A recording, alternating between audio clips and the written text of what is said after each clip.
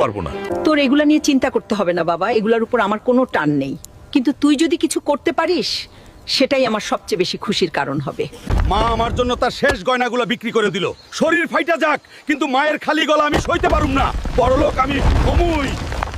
যাই, এখন এই লাল চন্দনগুলো বাজারে বিক্রি করে আসি। আমাকে আমার ভাগ্য পরিবর্তন করতেই হবে। আর তোমরা যদি চাও আমি সবার মুখে উচিত জবাব দেই, তাহলে চ্যানেলটা সাবস্ক্রাইব করে পাশে থাকো। এই নে হাল্ক, এই পুরো টাকার বান্ডিল তোর। তুই যদি এইভাবে কাঠ বিক্রি করিস তাহলে তুই তাড়াতাড়ি অনেক কোটিপতি হয়ে যাবি। জি চাচা, তা তো আমাকে হতেই হবে।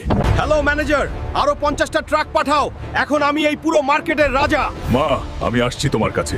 তোমার ছেলে আর কোনো সাধারণ মানুষ নেই। প্লিজ হাল্ক, তুমি আমাদের কোম্পানি কিনে নিও না, না হলে আমাকে যে রাস্তায় নামতে হবে।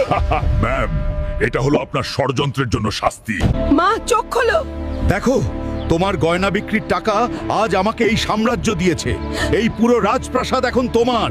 এইভাবে সফল হতে শিখো বন্ধু, কখনো হাল ছেড়ো না।